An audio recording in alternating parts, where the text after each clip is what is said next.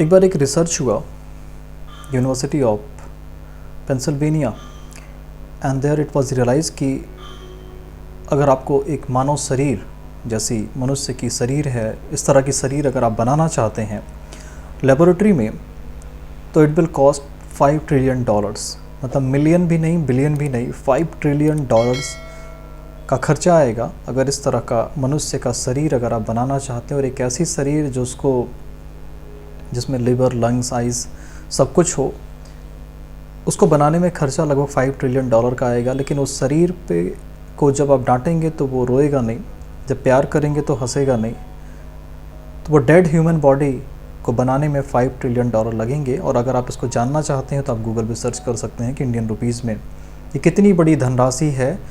और शायद आप कैलकुलेट करेंगे तो हमारा हर सेकंड, हर मिनट करोड़ ऑफ रुपीज़ का होता है।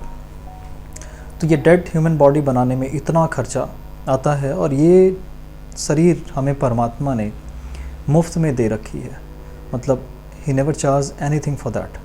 और बदले में हमसे क्या चाहते हैं? बस थोड़ी सी पूजा अर्चना, थोड़ा श्रद्धा, थोड़ी भक्ति और भगवान में ध्यान। जबकि हमारे लिए वो भी मुश्किल होता है, हम भी कभी कभी प्रश्न उठा देते हैं कि परमात्मा नहीं है। और ये जो शरीर है, अगर इसमें आत्मा डाल दी जाए, क्योंकि आज साइंस बहुत आगे चला गया, मेडिकल साइंस बहुत आगे है, टेक्नोलॉजी भी बहुत आगे है, लेकिन किसी मृत शरीर में जान डालना आज ना तो टेक्नोलॉजी के बस का है, ना तो साइंस के बस का है। आदमी की डेथ हो गई तो ज़िंदा करने का कोई ऑप्शन नहीं होता। हाँ, थोड़ा बहुत कुछ प्रॉब्लम्स हैं, कोई बॉडी पार्ट प्रॉपर फंक्शन नहीं कर रहा है, तो हाँ definitely we have some treatment in medical science. लेकिन हम उसको फिर भी ट्रीटमेंट करके एज इट इज़ नहीं बना सकते जैसा कि पहले बना है। मतलब अगर लिवर ट्रांसप्लांट हुआ या कोई हैंड का ट्रांसप्लांट उसको चेंज कराया कटने के बाद, या किडनी दोबारा से लगाई, तो वो पहले की तरह वर्क नहीं करते जैसा कि भगवान ने हमें बनाया है। और उसको भी बनाने में बहुत खर्चा आता है। 4 लाख 5 लाख रुपए तो नॉर्मल है आज के समय में। अगर आप हॉस्पिटल में छोटे से छोटे इलाज के लिए भी जाते हैं, खासकर प्राइवेट सेक्टर की मैं बात करूं तो खैर मैं बात कर रहा था कि इतनी कीमती चीज़ भगवान ने हमें दे दी। और आपने भी अपने जीवन में एक चीज़ रियलाइज़ किया होगा कि इंसान पैदा होता है, धीरे धीरे पढ़ाई लिखाई शुरू होती है, नौकरी शुरू होती है, शादी होती है, बच्चे होते हैं, फिर बच्चों में व्यस्त हो जाता है, फिर माँ बाप की सेवा करता है, धीरे धीरे माँ बाप चले जाते हैं और वो इंसान भी धीरे धीरे बूढ़ा हो जाता है और उसकी डेथ हो जाती है। यही हमारी लाइफ साइकिल है और ये सबके साथ होता है। कुछ लोग इसमें अपनी हॉबी, अपना पैसन के साथ थोड़ा समय दे करके उसमें काम करते हैं और बहुत सक्सेस होते हैं, और कुछ लोग जिनकी जो हॉबी होती है उसमें काम नहीं कर पाते, बहुत सी मजबूरियाँ, बहुत से सर्कमस्टांसेस होते हैं, और वो धीरे धीरे जीवन कट जाता है। समय बीतने में टाइम नहीं लगता, क्योंकि एक एवरेज जो ह्यूमन लाइफ है it is about 60 to 70 year. और 60 से 70 साल में अगर उसको 24 घंटे में देखें तो 24 घंटे में 3 पार्ट में डिवाइड करते हैं, 8 + 8 + 8, 8 × 3 = 24। तो 8 घंटे तो हम एक साउंड स्लीप लेते हैं, 8 घंटे हम जो भी बिजनेस, व्यवसाय, नौकरी करते हैं उसमें हम इंटेंस हार्डवर्क करते हैं। रिमेनिंग 8 आवर इज़ फॉर जो हम लोग परिवार है, दोस्त यार हैं, समाज है, उसके लिए देते हैं। तो 1/3 ऑफ द डे जो है हमारा वो सोने में निकल जाता है। इसी तरह से जो हमारी लाइफ है, मान लीजिए 60 साल की अगर लाइफ है तो 20 साल तो सोने में निकल जाता है, बची जीवन हो गया 40 साल। 40 में जो लोग भी वीडियो देख रहे होंगे, आई थिंक आप 25-30 साल के होंगे, तो बचा 30 साल। 30 में 10 सोने में गया, बचा 20 साल। तो 20 साल में आपको सब कुछ करना है, कैसे होगा आप बेहतर जानते हैं। तो इतनी कीमती चीज़ हमें दी और हम इसको ऐसे ही धीरे धीरे वेस्ट कर देते हैं। और एक बात भी कही गई है कि जो देवता होते हैं, भगवान, वो भी मनुष्य जीवन की कामना करते हैं। तो मनुष्य जीवन मिला किस लिए है? मतलब ऐसा क्या है इसमें कि जो हमें मिला है और हमें करना क्या चाहिए? जैसा मैंने खुद भी देखा है, प्रैक्टिकली लाइफ में भी देखी है कि बहुत से लोगों को भी इसका लक्ष्य नहीं पता होता। लोग कहते हैं कि अच्छा खाओ, अच्छा पियो, अच्छा पहनो, यही शरीर में लगेगा, यही साथ देगा, बाकी सब यहीं छोड़ के जाना। तो ऐसा भी नहीं है। अच्छा खा लेंगे, इस शरीर में लगेगा, और अंतिम में ये भी शरीर 4 क्विंटल लकड़ी और 2000 गज ज़मीन में इसको भी जला दिया जाएगा, तो ये भी साथ नहीं जाने वाला। तो ये भी धारणा कहीं ना कहीं गलत ही है। तो अब सवाल ये उठता है कि हमें करना क्या चाहिए। तो देखिए, ये जो मनुष्य का शरीर मिला है ना, इसे मोक्ष पाने का सबसे बड़ा जो कहते हैं द्वार है, ये दरवाज़ा है मोक्ष पाने का। मोक्ष इन द सेंस कि जीवन और मृत्यु से निकलने का। मतलब हमें बार बार जन्म मरण के चक्र में नहीं फंसना है। तो मनुष्य शरीर के द्वारा ही मुक्ति पाई जा सकती है। देवता बन के भी मुक्ति नहीं मिलती। देवता इन द सेंस, देखिए भगवान भी, उनका भी बड़ा अच्छा बाइफरकेशंस है, ये आप भगवत गीता या रामायण में पढ़ेंगे, वहाँ आपको पता चलेगा। खैर मैं उतना डीप में नहीं जाऊँगा, क्योंकि जितने भी देवी देवता हैं वो भगवान नारायण का ही स्वरूप हैं, उनके ही पार्ट हैं, उन्हीं से सृष्टि का जो शुरुआत हुई थी। और जब आप विराट स्वरूप भगवान ने धारण किया था, भगवान नारायण ने, तो जितने भी देवी देवता थे सब उन्हीं के अंदर समाये थे। तो खैर वो एक अलग पार्ट है। चलिए हम बात करते हैं कि हमें मुक्ति कैसे मिलेगी और मुक्ति होती क्या है। तो मुक्ति होता है जीवन मृत्यु का जो चक्र होता है उससे निकलना, मुक्ति पाना कहलाता है, जिसे हम मोक्ष भी कहते हैं। और वो उसको पाने का एक तरीका है कि प्रभु नारायण का स्मरण करते हुए अपने कर्म को करना। मुक्ति पाने के 2 रास्ते हैं, एक तो कर्म योग से, एक ज्ञान योग से।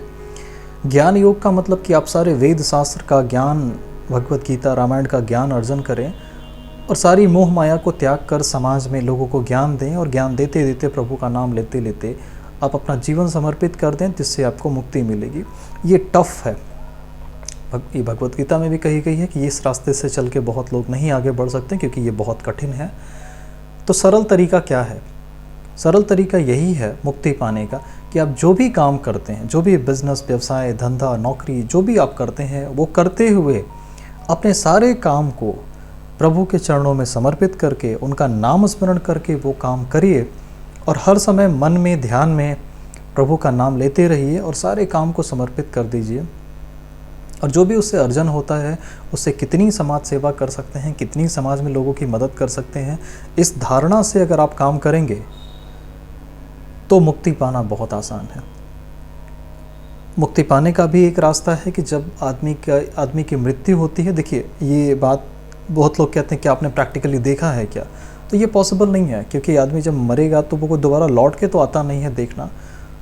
और जितनी बातें शास्त्रों में लिखी गई हैं वो बातें 100% सही हैं, क्योंकि एक छोटी से छोटी किताब में भी साल भर में चेंजेस होते हैं।